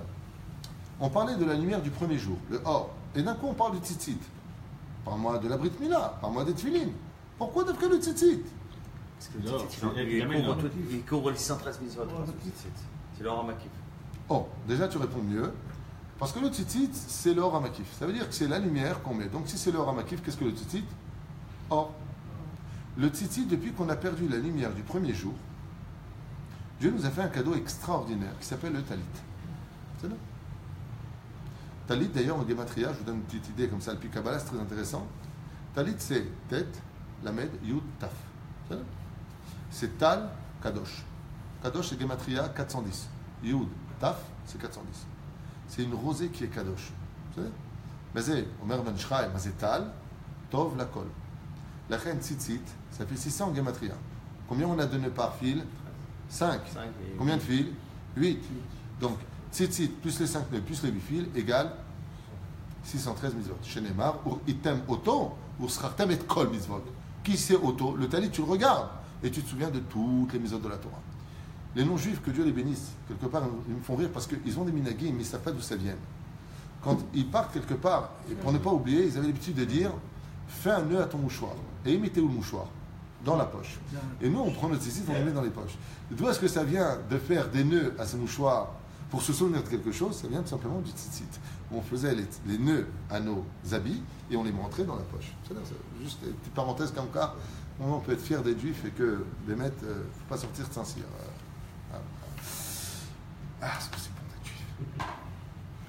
איתם אותו שכרתם את כל מצוות השם, והוא הציצית, הוא מבחינת אור המקיף, כמו שכתב רבי ז"ל, כל כך יש בו כוח לדחות את הקליפות. Et quelle est la particularité du tzitzit? Pourquoi Hachem, tous les matins, il nous demande de mettre un talit? Pourquoi mettre un talit? Ça permet de repousser les clipotes. Exactement, nous dit le Ben Ishra, il dit à Baba, Babouné, protège-toi, quand tu mets le talit sur toi, tu te protèges. Là, sous. D'où l'importance d'avoir le talit katan alors. Alors, le talit katan, dans la Torah Midoraïta, on ne doit pas le porter sur soi si on n'a pas quatre coins. Avant la Gemara nous dit combien sont bêtes ces gens qui annulent cette mitzvah-là. Pourquoi? Parce que chaque fois que tu fais avec un talit katan sur toi, donc tu vas te forcer à mettre un vêtement de davka avec quatre coins, lui mettre donc des tzitzit pour être obligé de les mettre midoraïta. Marloquette, c'est savoir les tzitzit d'oraïta, est-ce que c'est du pishtan ou de la laine? Le Rav Poskim, pour que ce soit d'oraïta, c'est laine ou lin. Si c'est du coton, comme les tricots qu'on porte en général ou les chemises mettent en tzitzit, c'est des rabanan. Il y en a qui disent non. Chaque chose est aval, c'est pas la déa de la majeure partie des poskim. Pour avoir un talit, Ashrei Mishiachol, un vrai talit en laine, c'est ce qu'il doit porter absolument sur lui. Et s'il a chaud, on lui dira mieux vaut avoir chaud ici qu'après. Donc qu'est-ce que ça fait? Ça repousse. Alors bizarrement, tu parles de ça, c'est bizarre. Mais sache une chose, le Ben Ishraï, dans son livre Ben Yoyada, alors revenez un petit peu sur ce qu'on a dit, regardez comme c'est riche. C'était quoi en fin de compte le malheur du Nachash avec ses yeux? Qu'est-ce qu'il a mis sur Adam et Ève? Vous voulez avoir le or avec. Oui, mais qu'est-ce qu'il leur a mis? L'aïn. L'aïn Hara, d'accord? Ça s'appelle Aïn Ra'a. Aïn Ra'a, ça fait combien en Gematria? Aïn Ra'a, calculé 400. Les forces du mal sont toujours au nombre de 400. C'est pour ça que la lettre Taf, je vous ai dit tout à l'heure quelque chose de très mignon, comme ça je reviens brièvement pour vous faire un peu kiffer l'étude, tout ça, comme ça j'aime bien imprimer. Le serpent, qu'est-ce qu'il fait? Il fait souvent l'illusion d'optique. Vous avez remarqué tout à l'heure, le 6 devient le 9. Le 9 devient le 6. Et le taf, vous savez, eh bien, quand il fait l'illusion d'optique, il prend le taf, il le met à l'envers. Et si vous prenez un taf, et vous refaites un taf à l'envers, les joignant tous les deux, ça fait quoi? La croix gammée. Vous savez? Dougma. La croix gammée, c'est quoi? C'est pas simplement un signe qui veut dire je conquérerai le monde, parce qu'elle existait bien avant Hitler, c'est un signe qui a été repris, mais c'est un signe qui vient des forces du mal qui veut dire je prends le taf du mot Torah, qui est la dernière lettre, je te donne l'illusion d'optique, c'est-à-dire je te le retourne à l'envers. D'où le mot, comme dit le Ben Ishraï, c'est le Ben Ishraï qui dit Vayavo Esav imar arba meot ish. Et avec quoi il est venu? Il est venu avec les 400 forces de l'Aïnara. C'est pour ça que Yosef s'est mis devant. Parce que Yosef était le seul qui pouvait lutter contre l'Aïnara de Esav. Ou Sitno chez l'Esav. Vas-y, Sitno chez l'Esav. Il a caché Rachel. Il faut vite cacher Rachel. Just a minute, please, il a caché Dina. Et il a séparé Rachel. Pourquoi Rachel? Parce qu'elle était belle. Ils ont séparé les camps et Yosef s'est tenu devant. Yosef, c'est celui qui peut lutter contre l'Aïnara de Esav. Les 400 coups. Cette fameuse phrase, il a fait les 400 coups, ça veut dire qu'il a pratiqué toutes les forces du mal. D'accord? Il avait les 400 cavaliers avec lui. Il avait les 400 cavaliers avec lui. Il y a beaucoup de décisionnaires qui disent qu'on ne va pas prêter trop attention à l'Inara. Mais avec tout ce qu'on dit là, on est obligé d'y prêter attention. Alors, tous les jours, on prie pour le protéger de l'Aïnara, seulement, effectivement, aucun décisionnaire ne dit que ça n'existe pas, j'ai jamais lu ça, avec la permission. La Gemara dit que 99% des cimetières, c'est des. Baba Metzia, 99% des gens meurent de l'Aïnara, c'est je crois Rava qui le dit, dans le cimetière. Non, moi tu t'occupes de lui, moi il s'occupe de toi. Voilà, alors le Ben Ishraï, je vous fais un cadeau quand même, il dit que le port du tzitzit katan, pour ceux qui ne le savent pas, eh bien ça protège de l'Aïnara. Pourquoi? Parce que l'Aïnara ne peut venir que chez des yeux qui regardent ce qu'il ne faut pas regarder. Et qu'est-ce qui est marqué? Item auto. Ou sera-t-elle? À quoi donc est reliée la misa du tzitzit? Aux yeux. Donc quand tu parles de tzitzit, dit le Ben Ishraï, eh bien automatiquement tu es doché toutes les forces de l'Aïnara contre toi. Et étant donné que beaucoup de gens perdent beaucoup de choses à cause de l'Aïnara, il est impératif pour eux de porter le tzitzit. Maintenant que vous le savez, c'est pas intelligent. Mais demande tzitzit, pourquoi? Bliarinara, j'enlève le poisson de la maison. C'est pas ça le but. Le but, c'est de mettre le tzitzit parce que Dieu nous le demande avec kef, avec amour. Même s'il n'y a pas de résultat, on n'a pas à chercher le pourquoi du parce que du comment. Ah bah, dis-nous ben shrai, teda lecha. Et c'est pareil pour la kippa. Dans la Gemara de Masechet Shabbat 50, pourquoi la kippa? Rav Nachman dit parce que c'est Yirat Hashem. Ça amène la crainte du ciel. Le Ben Ishraï répond à ça de Ben Yoyada, il dit c'est pas que ça. Il dit pourquoi? Il dit c'est extraordinaire cette étude. Extraordinaire. Le Ben Ishraï, son Ben Yoyada, dans la Gemara. Il dit Pachout Meod. La Enara, il est Meofef. S'il y a quelque chose qui couvre Beirat Hashem, il n'a pas le droit de rentrer. Il va chercher d'autres. Et les femmes, elles ont quoi pour se protéger alors? Le kisoui. Le kisoui. Zak kisoui. Je me fourrage, je parle de ça. Et le tzitzit? Non, à la fin, c'est pas pareil. C'est pas pareil. Là-bas, il parle de ça. Il pose la question même, mais pas par contre 12 ans, il dit dans la. Il pose la question, et celle qui a moins de 12 ans qui n'a pas de kisoui, il pose la question là-bas. Je me rappelle plus, j'ai dit ça il y a longtemps. Les goïs qui portent la kippa le portent dans le même sens là que nous? Non, au contraire. Alors c'est très curieux que tu dis ça parce que les non-juifs, quand ils portent la kippa, c'est d'ailleurs une grande différence entre leur Dieu et le nôtre. Je peux me permettre l'expression quand même. C'est que nous, quand on rentre, c'est ce que disait Rabbi Moshe Deri, quand les goïms ils rentrent dans l'église, ils se découvrent, et nous, quand on rentre dans la synagogue, on se couvre. C'est toute la différence. C'est ça. Top, je voudrais juste finir pour le temps qui nous reste.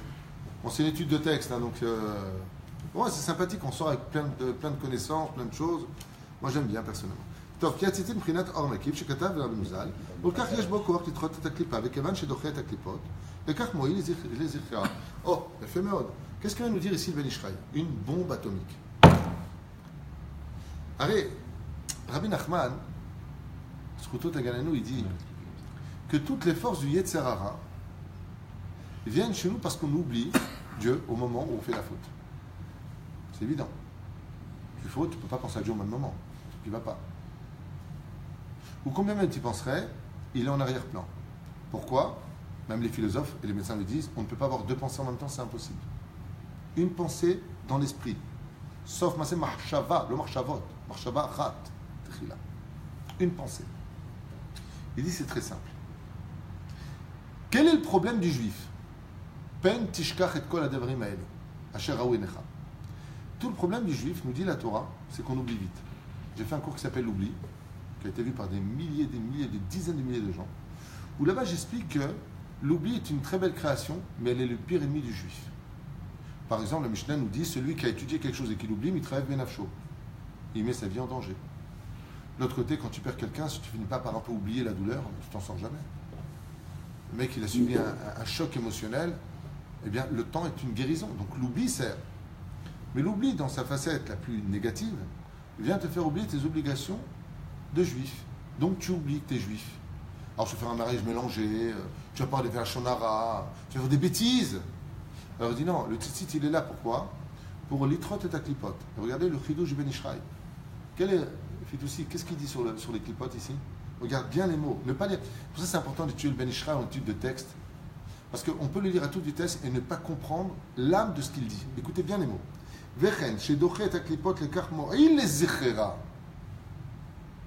Étant donné que le talit que tu portes, le tzitzit katan ou le grand talit que tu portes, va éloigner de toi les clipotes, c'est-à-dire toutes ces forces extérieures qui ne viennent vers toi que dans un quel but. Dans quel but ils viennent? Te faire tomber. Te faire oublier la Torah? Non. Te faire oublier qu'il y a Dieu, la crainte du ciel, ton pays, ton origine, le pourquoi tu es venu au monde, qu'un jour tu vas partir de ce monde. N'oublie pas, dit Rabbi Nachman. Le Yetzer Hara est tellement fort qu'il te fait oublier qu'un jour tu vas mourir, que tu rendras des comptes. Tu penses à ça? Et ça, c'est la force de qui de ça? Le talit, qu'est-ce qu'il fait? Il est doché au tam. Donc, comme il repousse les chitsonim, c'est-à-dire les forces du mal qui te font oublier, comme tu les as repoussées, donc tu te rappelles, alors, item auto, ou srartem. Dans l'absolu du Ben Ishraï, c'est pas en regardant tes tzitzit que tu vas te rappeler des choses. Hein. C'est dans le cœur. Mais non, c'est très fort ce qu'il dit. Le Ben Ishraï, il te dit que le talit, c'est comme si maintenant, imagine, il y a une grosse araignée qui vient et je prends un grand projecteur, je lui mets devant la tronche. Elle n'a pas supporté, elle va partir en arrière. Quel était le but de cette araignée qui vient vers moi, soi-disant, pour me faire oublier le but de pourquoi je suis juif, de qui Abraham, Sarah, Yaakov, tout ce que je dois faire, d'accord? Il va essayer de me faire oublier. Donc si j'oublie qui je suis, donc je ne suis plus moi-même, donc je ne serai plus, d'une certaine façon, dans la conduite d'un juif. Donc le talit, il vient et te dit, Ben Ishraï, regardez bien les mots. étant donné qu'il repousse les clipotes, il devient avantageux pour que tu te souviennes. De là, tu apprendras que le but des clipotes, c'est de te faire oublier ta Torah. Donc, si j'ai le talit qui les repousse, j'ai beaucoup plus de facilité à retenir mon étude. Parfait. Des yadoua, j'adore quand tu dis yadoua. J'ai l'impression d'être vraiment ahmar quand tu étudies Ben Shraï. Comme tout le monde le sait. Hein? Quoi, des yadoua? Ah, la suite. Ah, pardon. Ouais. בשאר הכוונות בסוף הלבושים שלובש האדם צריך להיזהר שלא ילבש שני בלבושים בבת אחת. Et donc on commençait, donc faisait halakha, comme le dit le Harizal, on ne verra jamais mettre deux vêtements ensemble. Et pourquoi deux vêtements On va ensemble? oublier notre étude. Parce qu'il y a exactement. Et quel rapport avec le fait de ne pas mettre deux vêtements ensemble? Sinon on risquerait d'oublier notre étude. À cause des lumières qui sont entre les vêtements. Exactement. Alors pour quelle lumière? C'est-à-dire que vous prenez le plus et le moins. D'accord? Et ce que vous allez faire maintenant, c'est faire le plus et le plus et le moins et le moins. Qu'est-ce qui va se passer automatiquement? Un ketser. Ça saute. Qu'est-ce qui saute? Le temps. J'ai fait un cours récemment d'ailleurs sur le temps qui était magnifique. Je ne sais pas comment s'appelle ce cours. À Natania, je crois. Ou ici. Je ne sais pas. J'ai fait un cours sur le temps. L'importance du temps. Et il faut savoir que dans le vêtement se cache l'espace-temps. La lumière, donc, intérieure et extérieure. Je m'explique clairement. Si j'ai deux vêtements, combien j'ai de lumière intérieure et extérieure? 4. 2. Ouais, 2. Vadaï. Donc, oui, et lesquels j'ai? Makif ou Pnimi. Ah, bah une makif, une pnimi. Bravo! Tu viens de tout comprendre. Donc, je fais un ketser. Je vais étouffer la lumière extérieure et intérieure, puisque j'ai un vêtement extérieur, et à l'intérieur du vêtement, j'ai un autre vêtement qui lui est étouffé par son intériorité. Donc, j'ai le or à Makif et le or à Pnimi. Ensemble, si je les mets, qu'est-ce que j'ai fait? J'ai étouffé le temps. C'est pour ça que nous vivons dans l'espace-temps. Nous vivons dans le temps. Et chaque vêtement est empreint du temps. caché les shikhecha. וסוד הדבר, כי לכל לבוש יש בחינת אור מקיף, ואין דוחה הקליפות כמו אור המקיף. Et pourquoi maintenant ça? Regardez comme c'est beau ce qu'il dit. Si tu as le malheur de mettre deux vêtements ensemble, dit le Ben Ishraï, ce qui va se passer, c'est que la lumière extérieure du vêtement qui est à l'intérieur de l'autre vêtement ne va pas te protéger des chitsonim. Et donc les chitsonim, si tu fais une chose pareille, auront le droit de pénétrer ton univers. Et qu'est-ce qu'ils vont faire eux? La seule chose que veulent les chitsonim, c'est les forces du mal. Oublie les mitzvot, oublie Hachem, oublie la Torah, oublie, automatiquement, tu oublies ton étude. Voilà pourquoi. Parce que tu as étouffé ton Ramakif. ואין דבר שדוחק קליפות כמו אור המקיף, ולפי שאין יכולת לנהוג ולהחזר בו, ונמצא כי המחבר שני לבושים, לובשם ביחד, אינו מניח מקום לאור המקיף להיכנס לתוך שני המלבושים. On va arriver jusqu'à Aleph, d'accord? C'est la première halakha. ולהקיף כל לבוש ולבוש, ועל ידי כן, אין הקליפות נדחות משם ונודע, ושאין השכחה מציאה אלא מחמת הקליפות. Donc voilà, il le dit ouvertement ce que je vous ai dit tout à l'heure. En fin de compte, tous les oublis que nous avons dans nos vies viennent essentiellement des clipotes. Car être capable de se souvenir de la Torah ne vient que des forces du bien. C'est Sitra de Gdusha. Comme c'est marqué, car il n'y a pas d'oubli devant ton trône divin. D'où vient le souvenir du trône divin? Atkan Eshono, Yohan Sham. Ou basé de là, Mouvan Ataam Shapir. On comprend parfaitement, dit le Rav. Datsitzit Kevan Jaou Prinat Or Makif. Et je me crois que les trot taklipot. Donc le talit a cette force extraordinaire d'être lui-même le Or Makif, le talit. Et donc il repousse comme une lumière du premier jour toutes les mauvaises choses. Et donc automatiquement part avec lui l'oubli, et donc le souvenir a la force de rester saine et de surmonter maintenant les oublis, car il est protégé par le tzitzit. C'est pour ça que, d'ailleurs, vous le savez, mais à l'époque des Tanaïm, des Amorim, des Samoraïm, ils avaient toute la journée le tzitzit sur eux. Rabbi Yehuda Bar Hila, il nous dit la Gemara, Ayu Shisha Tachat Talit Tachat. Ils étaient 6 sous un seul talit. Bon, il y a beaucoup de secrets là-dedans. On voit Ben Yehuda, Tzatzachaval Alasman. Avakei Karon, pourquoi? Pourquoi ils étudiaient tout le temps avec le talit? Pourquoi? Ils allaient devant le Beddin, ils avaient tous le talit. De peur d'oublier une halakha. De peur d'oublier une halakha. C'est une des raisons, d'ailleurs, je vous le dis comme ça pour faire un grand cadeau d'études ce soir, parce que vous êtes nombreux et sympathiques. Pourquoi il faut avoir le talit sur la tête? Parce que je vous fais vraiment un très beau cadeau. Moi, j'ai toujours sur la tête Sauf que depuis un certain temps, j'ai très très chaud et la vérité, c'est un peu compliqué. Ah bah, je dois l'avoir sur la tête, je le mets essentiellement pendant la mida. Ah bah, si j'ai pas d'air sur moi, j'étouffe. Donc j'ai un problème. Je ne suis pas un bel exemple parce que avant je le faisais, mais il faut un ventilateur pour moi pour pouvoir respirer, sinon j'étouffe. Juste que vous sachiez. Parce que je veux dire quelque chose que vous ne voyez pas spécialement faire. Alors que depuis toujours, toi qui me suis depuis 9 ans, j'ai toujours dit ne priez jamais, vous rentrez un talit sur la tête. Avant je l'avais comme ça. Avec le temps, malheureusement, j'ai un problème de neshima et il me faut de l'air. Hein? On voit un célibataire. Vadaï. Encore plus. Vadaï. Une fois, il y a un Ashkenaz qui est venu voir Baba Saleh à la Vachalam. Il lui a dit Baba Saleh, mettez un talit. Il lui a dit non, nous les Ashkenazim, on ne met pas jusqu'au mariage. Il lui a dit Bichem, tu as la promesse qu'un jour tu te marieras. C'est lui qui étudie le Ben Ishraï. Il met un talit, même s'il est Ashkenaz. Pourquoi? Parce que le talit, c'est pas simplement une mitzvah du Hor HaMakif. Maintenant, pourquoi le Hor HaMakif Ashkenaz? Je vais expliquer en 2 mots. Parce que Adam et Ève étaient ensemble. Après la faute, ils ont divorcé. Donc, le talit est symbolique de mariage. C'est pour ça que quand on se marie, on met le Hor HaMakif. Enfin, c'est un sujet.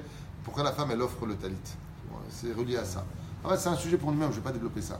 Alors, ce qui est très intéressant, vous allez comprendre pourquoi il est impératif de prier avec le talit sur la tête. Et s'il y a des gens qui écoutent, au moins demain matin, vous aurez des vraies raisons, même si on n'a pas besoin de ça. Il faut le mettre. C'est pas une obligation. C'est top, vous allez comprendre. Parce que là où il y a le talit, tu n'oublies pas les choses. Où est-ce que se trouve le souvenir? Dans les reins, sur les épaules, dans le cou ou dans la tête? Dans le mohar. Dans le mohar. Fais méode. Donc quand tu as le talit, toute la prière sur la tête, qu'est-ce que tu fais? Tu protèges le Hor HaMakif dans ton esprit, ce qui fait que toute ton étude, tu la retiens au maximum pendant ce moment. Mais c'est plus que ça encore. C'est que tout le piège d'avoir les tefilines sur la tête et dans le bras. En général, les tefilines qu'on n'oublie jamais, ce sont ceux qui sont sur le bras, pour une raison très simple. On les sent. C'est-à-dire que quand tu baisses ton bras, tu as une boîte qui te pénètre un peu dans les muscles si tu es tunisien, algérien, et dans la graisse si tu es tunisien. D'accord? Donc ça te pénètre un peu. Ouais? Quelle erreur en général on commet tous? On fait toujours On oublie toujours qu'on a le talit, les tefilines sur la tête. Le fait d'avoir le tzitzit sur la tête, essayez, vous allez voir, c'est automatique. Quand vous mettez le talit sur la tête, vous vous rappelez constamment que vous avez des tefilines sur la tête. C'est exactement ce qu'il explique ici. Ce qui fait que très souvent, je finirai avec ça pour aujourd'hui. Une fois, le Gaon de Vilna a dit à ses élèves, celui qui porte les talit, le tefilin, sur la tête, aucune force du mal ne peut l'attaquer. On peut ça attaquer. Les élèves, ils ont fait Kapaïn, Chazak ou Baruch. Les Mahorat. Voici que le lendemain, alors qu'ils étaient tous en train de prier dans le Beth Midrash, sont rentrés des Cosaques. Et ils ont commencé à les frapper alors qu'ils avaient tous les tefilin sur la tête. Et là, ils ne comprenaient pas. Ils ont crié Gaon Vilna, Rabbi Eliaou. Et il est rentré. Dès qu'il est rentré dans le Beth Midrash, lui qui est pris dans son bureau juste à côté, il a regardé avec cette filine sur la tête tous les Cosaques. Ils ont tellement été pris de peur qu'ils se sont sauvés par la fenêtre. Et je ne comprends pas. Eux, ils avaient les talit par terre, les tzitzit par terre, les filines par terre. Ils ont dit pourquoi vous Il dit non. Gaon Vilna, il leur a dit je vous ai dit d'avoir les tefilines dans la tête, pas sur la tête. Très souvent, on a les tefilines sur la tête, mais dans la tête, on peut même faire. Alors, ouais, mais m'appelle pas comme ça, là, tu me déranges. Tu vois bien que je suis à la prière. Ouais, j'ai racheté du lait. Tu sais que tu n'as pas le droit de parler? Tu sais que tu n'as pas le droit de parler?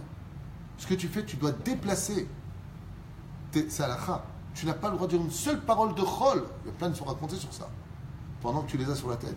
Parce qu'après, tu pries à Hachem, le temps il passe. Après, tu parles avec l'un, avec l'autre, ça va le travail. Hachem, Ishmael, Virachem. Je vous dis quelque chose. Celui qui met les tefilines, qui n'est pas capable de se taire, sans parler de travail haut, de chol, avec des tefilines sur la tête, enlève-les. Une fois pendant la prière, quelqu'un a fini sa amida, je vois qu'il parle, je crois, c'est très très longtemps. Je lui ai dit, toi, dès que tu finis ta amida, t'enlèves tes têtes. Il m'a dit, pourquoi? Je dis, parce que tu n'arrêtes pas de parler de chol. Il m'a dit, ah, c'est mieux. Ouais, j'ai toujours besoin de parler, j'aime te reparler. C'est Zemachala. T'as juste 1 heure de prière le matin et t'as 23 heures pour en parler. Juste maintenant. Hâtif de les retirer. Donc c'est pour ça que les grands rabbinim comme Baba Saleh, etc., ils avaient toujours. Toujours. Un capuche ou un truc. Toujours couvert. La main, vous avez les choux, il a raison. Surtout quand vous avez le talit sur la tête, donc pour ça, il faut mettre le masgan pour qu'on dépasse chaud, surtout quand on est très nombreux. On va prendre une respiration. Tu mets le talit sur la tête. Vepitom afilou balimoud. Je te donne un exemple. Un jour, tu étudies quelque chose, tu veux le retenir. Écoutez bien ce que je vous dis. Tu as une étude à faire. Tafka, je vous dire encore un autre secret. On mérite un mois, mais brachot. Tzitzit, nog bayom velo balayla. Pourquoi balayla? Parce que la nuit, on rentre dans un autre temps de souvenir. celui qui n'arrive pas à se souvenir de l'étude le jour, qui se lève la nuit d'étudier. Étant donné que la nuit est propice aux zikaron, tu n'as pas besoin donc de talit. C'est une des raisons pour lesquelles on ne dit pas le pissa. Aval. Si un jour tu étudies comme ça, tu vas faire une dracha, c'est un peu compliqué pour toi. Va mettre un talit sur la tête et étudie. Siamta totsi, l'air te la met. Le talit, il vient faire quoi? Il va dégager, personne ne dérange. Ils ont peur de cette lumière du talit.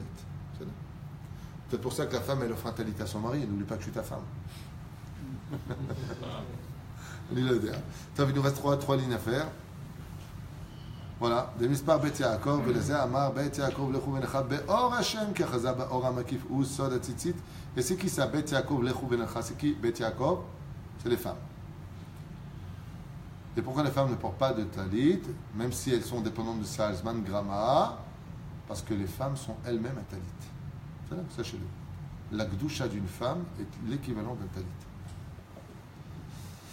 Bet Yaakov, ולזה אמר בית יעקב לכו מלאכה באור השם כאחזה באור המקיף שהוא סוד הציצית אינו אלא לישראל שם בית יעקב ולזה אמר ואשא אתכם על כנפי נשרים. Et c'est pour ça qu'Hachem nous a dit je vous ferai voyager sur des ailes d'aigle. De quelle aile on parle? Du talit. Quand on porte un talit, on replie nos ailes exactement comme un aigle sur nous, ou un pigeon, s'il est naze. Ou un ange. Et là, רק בציציות שהם כנפיים, אבל בגמר התיקון הביא אתכם אליי. שתשיגו הכל גם בפני הטלית, גם אליי, אל יוד. מה זה אליי? Je vous ramènerai vers moi, אל יוד, vers le yud du Shem Havaya Baruch. Alors, juste comme ça pour retenir un peu l'étude qu'on a vue, le talit représente la lumière du premier jour. Elle vient donc contre le souvenir. C'est pour ça que les hommes ont l'obligation de se souvenir de l'étude de la Torah. Comment on dit en hébreu souvenir? Zecher, on n'a pas le temps. Comment on dit un garçon? Zachar. Zachar. C'est Otto, Shoresh, ce sont exactement les mêmes lettres pour enseigner que toute la notion d'être un homme, c'est d'être capable de se souvenir de ce que Dieu t'a enseigné. C'est pour ça qu'il ne faut pas oublier. Et la reine, je finis juste avec cette petite histoire que tout le monde connaît en faisant honneur au Ben Ishraï pour le chesed qui nous donne d'étudier sa Torah, ce géant de la Torah qui était le Maran à Ben Ishraï. Comme on a dit dans Masechet Brachot, Bedav Yurtred, dernière ligne, deux lignes avant la fin de la page. Là-bas, on parle de tous ces livres, Ben Yeda et Rav Pa'alim et tout ce qu'il y a dans la Gemara. C'est une allusion qui est faite au Ben Ishraï, à Tid Lavo, au Ben Ishane. Eh bien, Ayam Aseh, d'un homme comme ça, qui est un peu léger au niveau de l'esprit et qui était fou amoureux d'une femme, passée devant. C'était une prostituée. Et elle était vraiment très belle. Elle avait les formes qu'il fallait. Top. Qu'est-ce qu'a fait ce garçon qui était quand même assez religieux, qui était en yeshiva? Tout le temps, chaque fois qu'il passait, il essayait d'éviter cette femme. Jusqu'au jour où le Yetzer Hara était plus grand que lui. Et il est parti la voir, il lui a demandé combien. Elle lui a dit la somme. Il avait cette somme sur lui et il lui a dit d'accord. Elle lui a dit non. Tu payes d'abord. Il a sorti la somme, la bourse et il lui a donné. Voilà que cette femme, montant dans la chambre, se déshabille et s'allonge. On va s'arrêter là. Lui, maintenant, se déshabille. Et au moment où il arrive à enlever sa chemise et il arrive à son talit, il prend cette